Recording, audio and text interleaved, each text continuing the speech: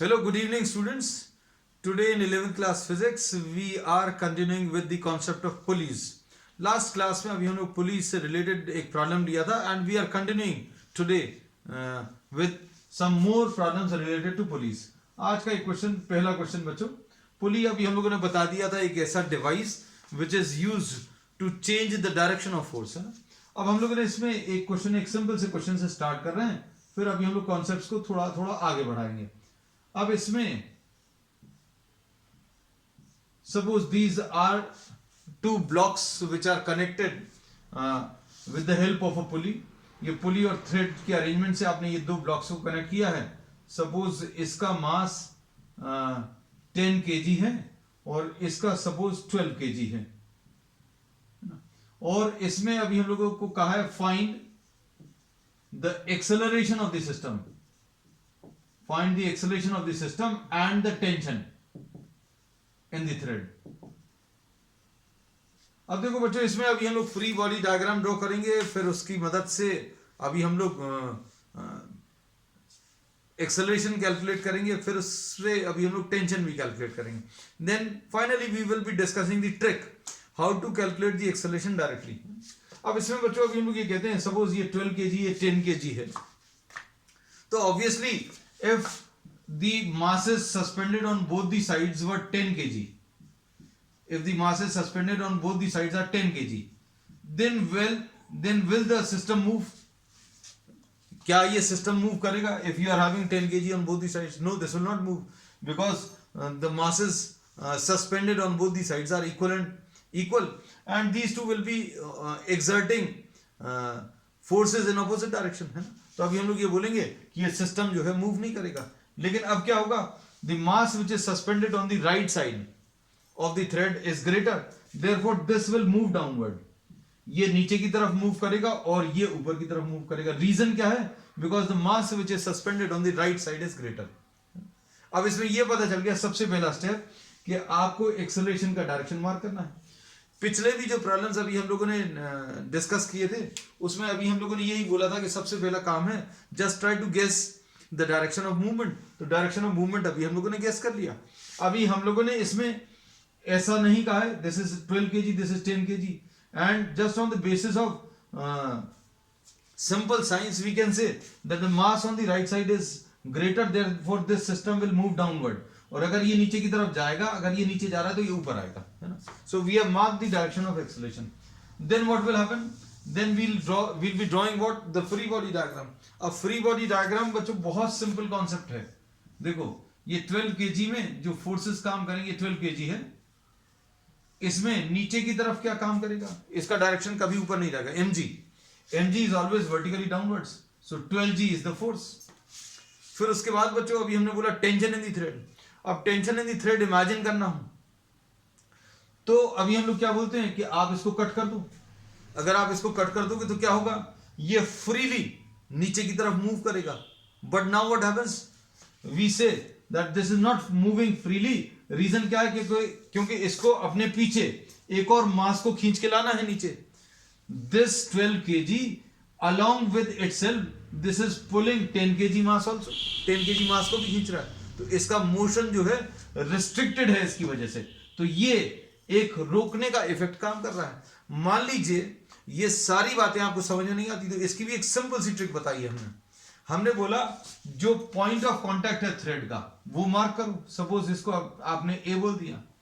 इसको अगर आपने ए बोला तो अभी आप क्या करोगे, ए पॉइंट पर टेंशन का डायरेक्शन कैसे मार्क करोगे? Away from the point of contact. बहुत सिंपल सा एक लाइन अभी हम बोलते हैं, टेंशन का direction is always away from the point of contact. So this is the point of contact. उससे दूर की तरफ इसको टी मार्क कर लिया. फिर उसके बाद बच्चों एक्सेलरेशन मार्क कर लो. ये एक्सेलरेशन आ गया. अब जिस डायरेक्शन में एक्सेलरेशन है वो वाला फोर्स बड़ा रहेगा. This acceleration is downward, this acceleration is downward, therefore 12g will be greater. भाई अगर दो फोर्सेस काम कर रहे हैं, इसमें एक फोर्स ऐसा है और एक फोर्स ऐसा है, और मान लीजिए ये ऐसा कुछ मूव कर रहा है, if this is moving in this direction, तो क्या अभी हम लोग ये कह सकते हैं कि इसका ये वाला फोर्स बड़ा रहेगा? The force which is acting in this direction will be greater because this object is moving in this direction. तो अभी हम लोगों ने बोला ये नीचे की तरफ एक्सेलरेट कर रहा है, therefore this will be greater. Net force कैसे मिलेगा? Net force will B 12G minus T. अब ये T माइनस 12G हो सकता क्या? तो T माइनस 12G तब हो सकता था अगर ये ऊपर की तरफ मूव करता, लेकिन ये नहीं है ना। अब ये नेट फोर्स आ गया। नेट फोर्स का फॉर्मूला क्या है बच्चों? तो नेट फोर्स का फॉर्मूला है मास इनटू एक्सेलरेशन। तो this is mass into acceleration. ठीक, अब हमने ये इसको सॉल्व कर लिया 12 kg को। अब आ जाओ 10 kg पर। तो 10 kg का डायग्राम अगर ड्रॉ करोगे तो कैसा आएगा? बहुत सिंपल है बच्चों, देखो नीचे की तरफ ये तो वेट किसी भी ऑब्जेक्ट का, अर्थ किसको किस अर्थ हर ऑब्जेक्ट को नीचे की तरफ पुल करता है, तो इसका जो फोर्स आएगा वो 10G आएगा। ये मार्क कर लिया। अब इस पॉइंट को बच्चों बी मार्क करो, है ना। अब इस पॉइंट पर टेंशन का डायरेक्शन कैसे मार्क करोगे? इस पॉइंट पर टेंशन का direction will be away from the point of contact. तो लो बच्चों, ये away from the point of contact. क्या ये थ्रेड सेम है? ये वाला थ्रेड अगर सेम है तो ये जो टेंशन मार्क किया तो उसी को अभी आप यहां पर लिख दो। सिंपल, इतना ही सा है। तो अब हम लोग इसको वैसा भी समझ सकते हैं कि भाई आप इसको कट कर दो। इसको कट कर दोगे तो क्या होगा? ये नीचे चला जाएगा। तो लेकिन क्या ये नीचे जा रहा है? नहीं, ये ऊपर जा रहा है। ऊपर क्यों जा रहा है? क्योंकि थ्रेड इसको ऊपर खींच रहा है। तो ये थ्रेड का फोर्स। तो आप किसी भी तरीके से समझ सकते हैं। अभी हमने 2-3 तरीके से इसको बताया। अब इसमें एक्सेलरेशन का डायरेक्शन मार्क करो। एक्सेलरेशन का डायरेक्शन क्या डिसाइड करेगा कि कौन सा वाला फोर्स बड़ा है? ऊपर वाला फोर्स बड़ा है। तो नेट फोर्स क्या आ जाएगा बच्चों? नेट फोर्स इसमें क्या आएगा? T minus 10G। ठीक है, अब इक्वल टू क्या आएगा? Equal to mass into acceleration. तो मास कितना है बच्चों? मास 10 है। एक्सेलरेशन कितना है? A है। अब ये दो इक्वेशंस आ गई, एक ये है बच्चों और ये दूसरी है। इन दोनों को सॉल्व करना है। अब सॉल्व करने के लिए दोनों को लिख लो। ये 12G minus T is equal to 12A और T minus 10G is equal to 10A। अब इसको सॉल्व कर लो। ये कितना आ जाएगा? 2G is equal to 22A। 2G is equal to 22A। तो A की वैल्यू कितनी आ जाएगी? 2G upon 22 and this will be what? G by 11। तो एक्सेलरेशन बच्चों G by 11 आ गया। G की वैल्यू कितनी है? 9.8 या 10, जो भी लिखना है। तो एक्सेलरेशन की वैल्यू मिल गई। अब एक्सेलरेशन अगर मिल गया तो क्या करोगे? एक्सेलरेशन अगर मिल गया तो अभी आप क्या कर सकते हो? आप टेंशन इन द थ्रेड निकाल सकते हो। तो टेंशन इन द थ्रेड कैसे मिलेगा? आप किसी भी एक इक्वेशन में सब्स्टिट्यूट कर दो बच्चों। किसी भी एक इक्वेशन में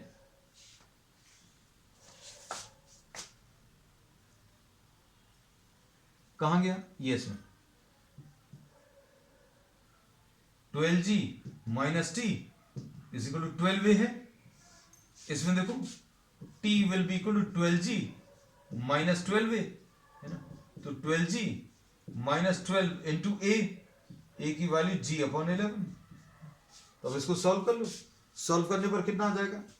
ये सॉल्व करने पर 120 minus 12, sorry 132 minus 12 120 G upon 11। तो T की वैल्यू कितनी आ गई? 120 G by 11।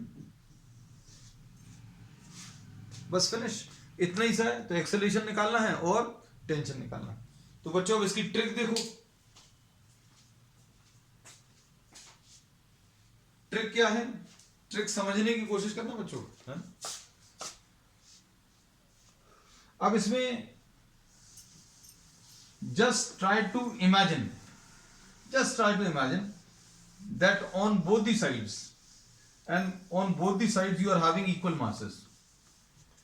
T की वैल्यू 120 G by 11 है और A की वैल्यू कितनी थी? G by 11, ऐसा कुछ आया। Just try to imagine that you are having 10 kg on both sides। बच्चों ये 10 kg है, this is also 10 kg। Will the motion take place? No, the motion will not take place। अब हमने क्या किया बच्चों? On the right side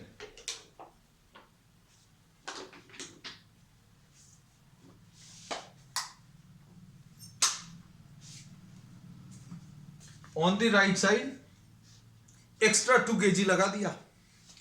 ये extra जो 2 kg है that is responsible for the motion. इसको समझने की कोशिश करना। ये जो एक्स्ट्रा 2 kg है यहां पर extra 2 kg this is causing motion. तो ये आपको सोचने से ये बात समझ में आनी चाहिए that what is the unbalanced mass which is causing the motion. Unbalanced mass will be, if it was 10 kg and 10 kg on both the sides, 10 kg on both the sides will balance, perfectly balance। लेकिन जो मास unbalanced मास है that is the extra 2 kg। तो अब हम इसको तुम लोगों को सिर्फ समझाने के लिए लिख रहे हैं, force causing motion will be the extra 2 kg into g. M g होता है फोर्स, मास नहीं होता, m g. Force is what m into g. Extra 2 kg on the right side into g, ये 2g आ गया। अब force causing the motion, ये force जो है इस सिस्टम को चला रहा है।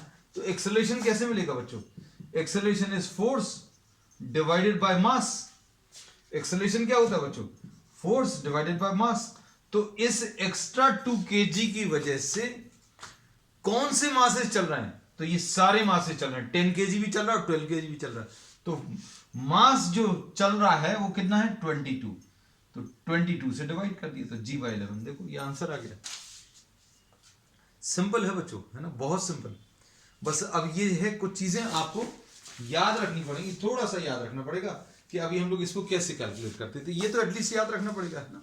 अब इसमें देखो, अब इसमें अगर टेंशन निकालना है तो टेंशन को भी, अब टेंशन की बच्चों या तो आप एक इक्वेशन लिख लेना, या फिर अभी आप इसको ध्यान से देखो तो ये कितना है बच्चों? ये 10 इंटू 12 120 है। 10 इंटू 12 कितना? 120। तो अभी हम लोग इसमें कहते हैं T is equal to 2m1 m2 upon m1 plus m2 into g। ये आ जाएगा, कितना आएगा बच्चों? 2 into 10 into 12 into G upon m1 plus m2, ये 22, ये 2 11 आप 120 g अपॉन 11, ऐसा कुछ आ जाएगा। So this is the trick with the help of which you can calculate, do the calculations directly, है ना। अब देखो नेक्स्ट क्वेश्चन। अब क्वेश्चंस का लेवल बच्चों धीरे धीरे थोड़ा थोड़ा अभी हम लोग बढ़ाते जा रहे हैं।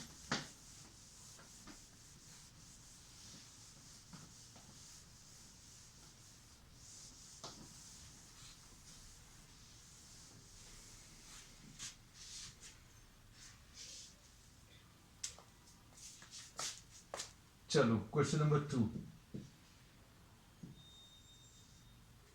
पुली है,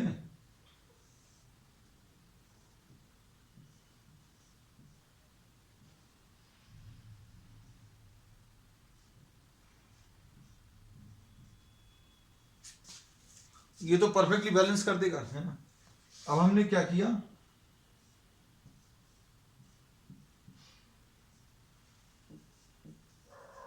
find the acceleration of the system and the tensions and the different parts of the strings, different parts of the strings। अब बच्चों यहां पर स्ट्रिंग्स हैं, स्ट्रिंग अकेली नहीं है, एक थ्रेड ये है, ये पूरी इस थ्रेड को नाम अभी हम 1 दे दे रहे हैं। We are naming this thread as 1 and we are naming this thread as 2, है ना। बस ये याद रखना, सिंपल है।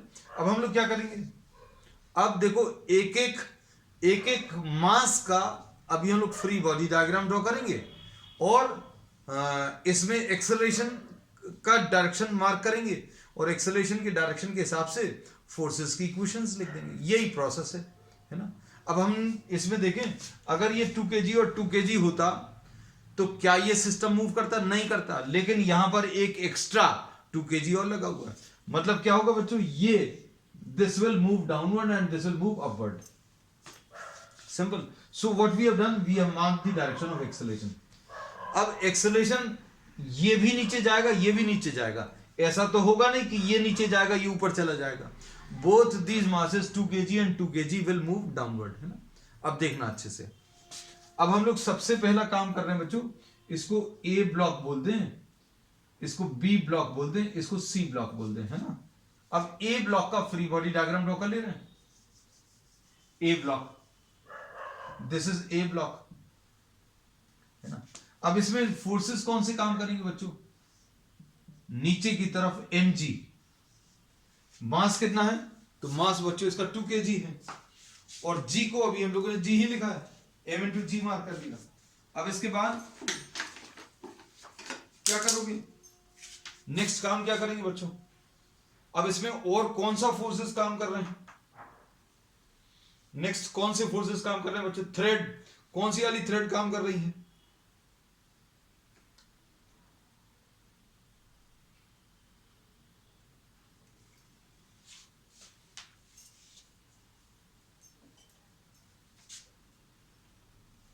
अब देखो इसमें ये सेकंड वाली थ्रेड काम कर रही है ना। तो अब हम लोग क्या कर रहे हैं बच्चों, इसको कुछ नाम दे दे रहे हैं, इस पॉइंट को डी, इस पॉइंट को डी नाम दिया, तो डी पॉइंट पर टेंशन, टेंशन कैसा मार्क करते, सिंपल सा एक कॉन्सेप्ट बोला है, away from the point of contact, away from the point of contact, तो बच्चों इसको T2 बोल दिया, खत्म हो गया। ये एक डायग्राम बन गया। इसमें एक्सेलरेशन कैसा बच्चों, एक्सेलरेशन नीचे की तरफ है। एक्सेलरेशन मार्क करना बहुत जरूरी है। एक्सेलरेशन मार्क करना क्यों जरूरी है, क्योंकि इससे ये पता चलेगा कि ऊपर और नीचे वाले फोर्सेस में से कौन सा वाला फोर्स बड़ा है। अब इसके बाद बी ब्लॉक का डायग्राम ड्रॉ करेंगे। This is B block, we are drawing this B block.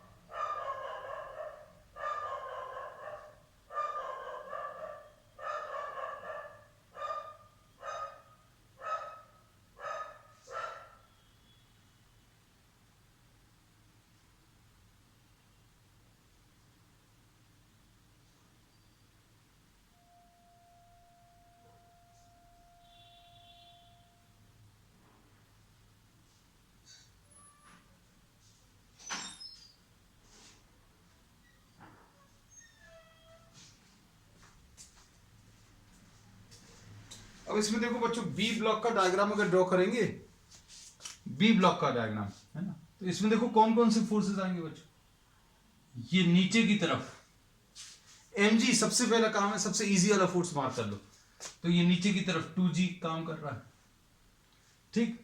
फिर अभी हमने इस पॉइंट को E मार्क किया, इस पॉइंट को बच्चों F मार्क कर दे रहे हैं, है ना। तो यहां पर इस E पॉइंट पर ये E पॉइंट है बच्चों, E पॉइंट पर टेंशन का direction away from the point of contact, तो ये away from the point of contact ये मार्क कर दिया। और चूंकि ये थ्रेड कौन से नंबर का है, सेकंड नंबर का, इसलिए ये T2, तो ये T2 आ गया।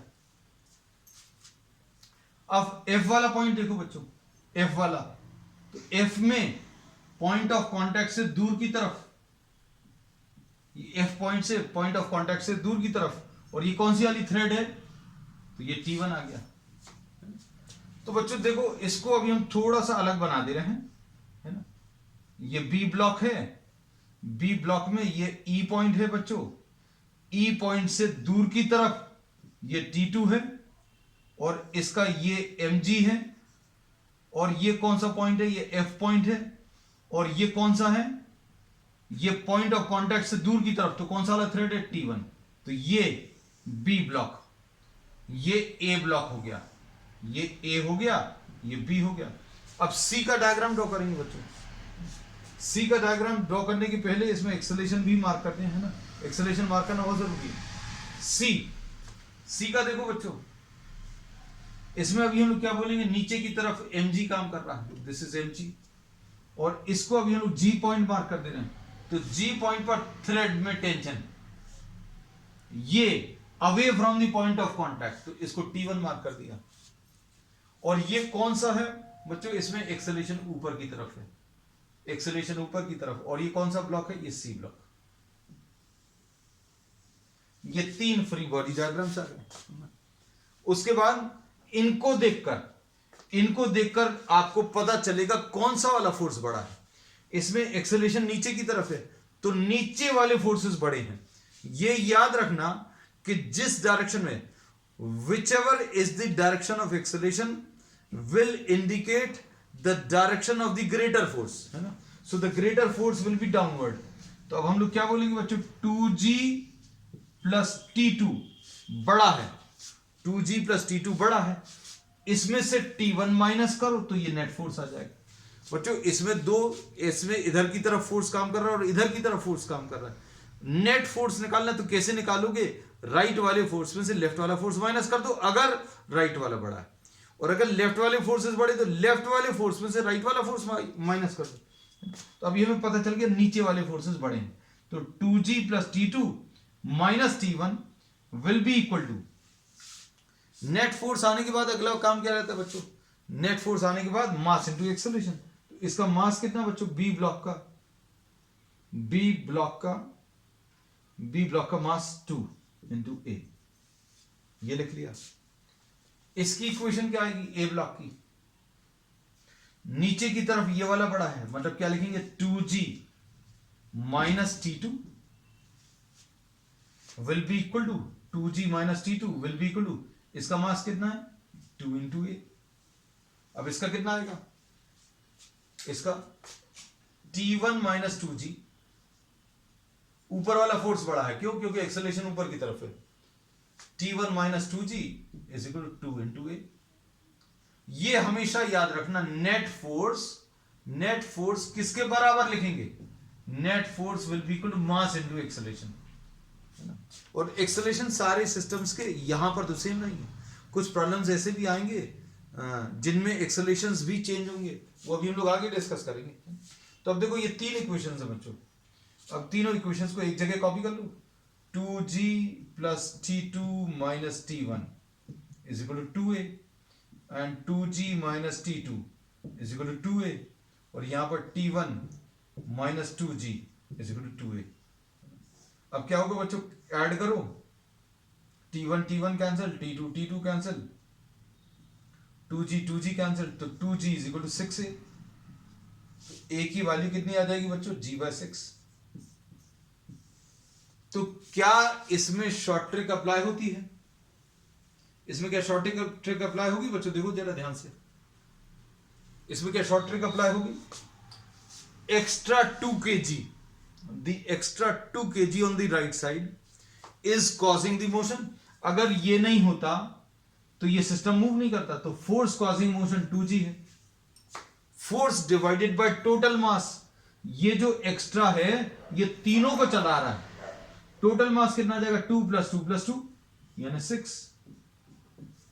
तो देखो यही आया, सॉरी कुछ गड़बड़ किया अभी अपन लोगों ने, हाँ g/3 आएगा, ये इधर गलत लिख दिया था, दैट इज परफेक्टली ओके।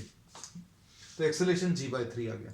अब टेंशन निकाल लो बच्चों, टेंशन अगर निकाला तो टेंशन निकालने के लिए क्या यूज करेंगे, T1 minus 2g is equal to 2 into a, a की वैल्यू कितनी है g/3, तो T1 की वैल्यू 2g plus 2g/3 है ना, तो ये कितना आ जाएगा 6g plus 2g 8g/3, T1 आ गया। अब T1 आ गया, T2 कैसे निकालेंगे, तो T2 के लिए अभी आप इस इक्वेशन को यूज कर लो, है ना, क्या आएगा 2g, इसमें देखो बच्चों कंफ्यूजन बिल्कुल मत रखना, इसकी इक्वेशन ये लिखी है, इसको अभी हम लोग इस इक्वेशन का नाम अभी हम b लिख दे रहे हैं। ये बच्चों ये वाली a इक्वेशन, इसको नाम a दे दे रहे हैं क्योंकि a ब्लॉक के लिए है, और इस वाली इक्वेशन का नाम अभी हम लोग c दे दे रहे हैं, है ना। अब हम लोगों ने यहां पर क्या किया है बच्चों, यहां पर तीनों इक्वेशंस को ऐड किया है ना। कौन कौन सी, ये a इक्वेशन है, ये वाली जो है ये वाली b इक्वेशन है, और ये वाली c इक्वेशन है, तीनों को ऐड किया है ना। अब इसके बाद एक्सेलरेशन आने के बाद इसकी वैल्यू अभी हम लोग किस में रख दें बच्चों, T2 निकालने के लिए ए इक्वेशन में रख दो, तो कितना आ जाएगा 2G minus T2 will be equal to 2A, है ना। तो T2 will be equal to 2G minus 2A। ठीक, अब ये कितना आ जाएगा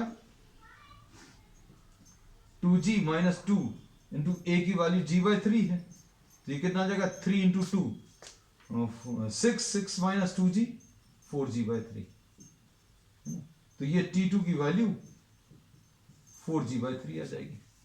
तो ये आंसर आ गया। तो अब हम लोगों ने क्या बोला बच्चों, इसमें भी शॉर्ट ट्रैक अप्लाई हो गई।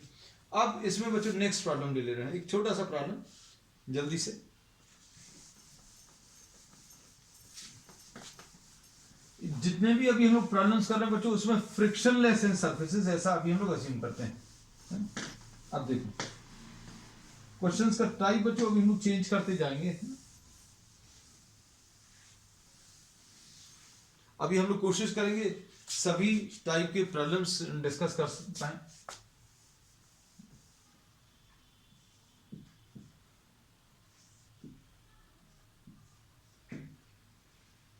सपोज ये टेबल है और इस टेबल में यहां कहीं पर एक पुली लगी हुई है।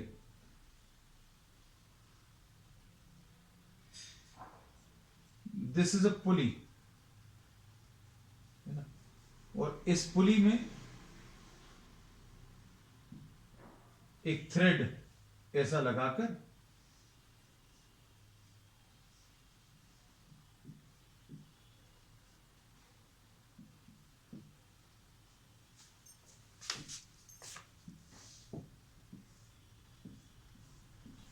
This is the table. अब इसमें क्या करना है, find the acceleration of the system. आप तो जितने चाहोगे बच्चों उतने प्रॉब्लम्स बन जाएंगे, है ना। आप इसमें जैसा चाहोगे वैसे प्रॉब्लम्स बन सकते हैं, बस कॉन्सेप्ट्स को समझने भर की जरूरत है। अब देखो इसमें क्या कर सकते हैं, we can mark this as A and this as B. Thread तो एक ही, अगर थ्रेड दो होते तो अभी हम लोग क्या करते हैं, इन थ्रेड्स को फिर अभी हम लोग नाम देते, है ना। अब देखो इसमें फोर्सेस कौन कौन से आ जाएंगे बच्चों, इसमें फोर्सेस क्या आ जाएंगे, नीचे की तरफ ये 5G आ जाएगा mg, है ना। अब इसके बाद क्या करते हैं बच्चों, देखो अभी हम लोग क्या बोलते हैं, बहुत सिंपल तरीका अभी हमने बताया कि आप पॉइंट ऑफ टेंशन अगर मार्क करना है, थ्रेड का डायरेक्शन, ये सबसे ज्यादा कंफ्यूजन वाला पार्ट होता है in solving such type of problems. और उसके लिए अभी हमने एक बहुत सिंपल सी स्टेटमेंट बता दी है, away from the point of contact, है ना। अभी आप इसको देखना, आप कहीं पर भी सर्च करेंगे, किताबों में ऐसा नहीं दिया, बहुत कंफ्यूजन रहता है टेंशन का डायरेक्शन मार्क करना, है ना। तो इसमें अभी हम लोग बोलेंगे पॉइंट एक्स पर टेंशन का डायरेक्शन कैसे मार्क करेंगे, away from the point of contact, ये टी मार्क कर दिया। अच्छा हाँ, सबसे इंपॉर्टेंट पार्ट तो अभी हमने इसमें किया ही नहीं है, क्या कि एक्सेलरेशन का डायरेक्शन मार्क करना बच्चों। अगर ये 10 kg है या 5 kg है तो किस डायरेक्शन में चलेगा।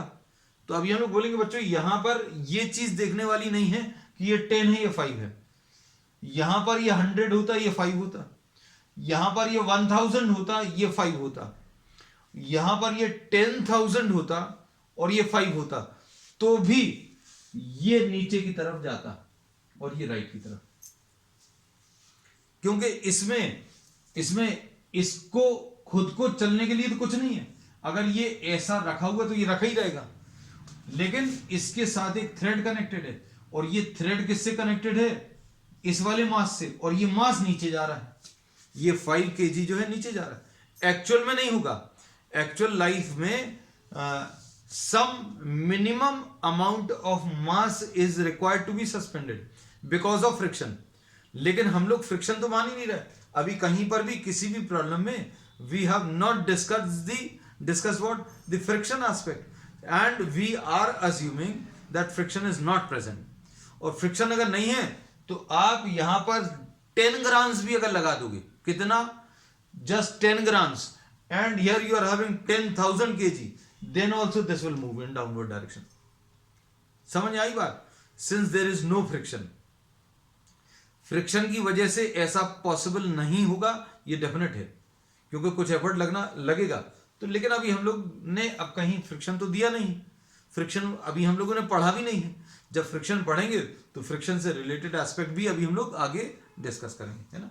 तो इसलिए इस चीज में दिमाग मत लगाना, अरे यार ये तो 5 kg है, 10 kg को क्यों चला रहा। तो हमने ये तो 5 और 10 है, हमने आपको क्या बोल दिया, take this as 50 grams, take this as 5 grams, take this as 10,000 kg। ठीक है, तो क्या होगा, ये नीचे जाएगा, ये राइट की तरफ जाएगा। तो ये नीचे आ रहा है, ये राइट की तरफ एक्सेलरेट कर रहा है।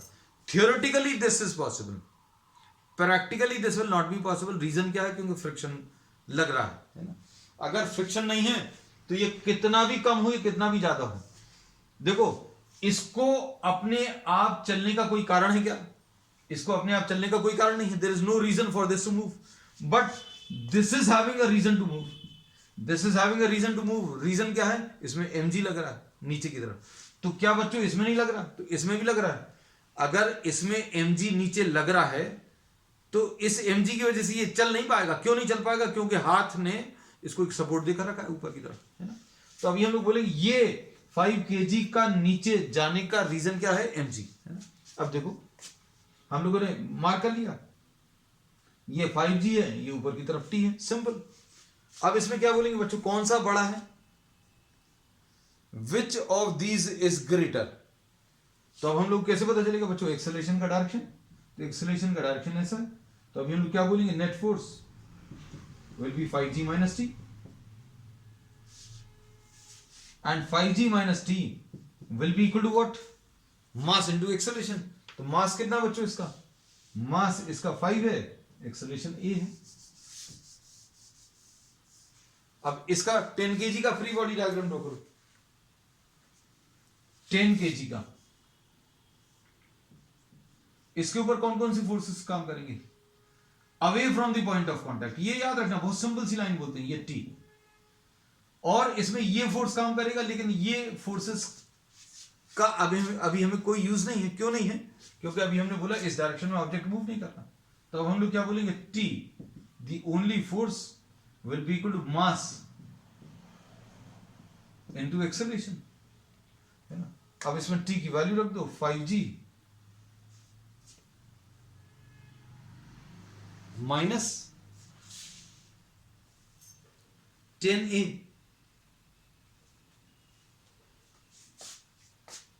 5g minus t will be equal to, हाँ 5g minus 10a is equal to 5a। तो 5g कितना आ जाएगा, 5g will be equal to 15a। तो a की वैल्यू 5g बाय 15 आ जाएगी। a की वैल्यू कितनी आ गई, g बाय 3। a की वैल्यू g बाय 3 इसमें रख लो तो टेंशन मिल जाएगा, 10 इंटू g बाय 3, तो 10g बाय 3 इसका टेंशन आ जाएगा न्यूटन। ठीक है, तो बच्चों आज के लिए इतना ही। We will continue with many more such problems on the next one. That's all for today.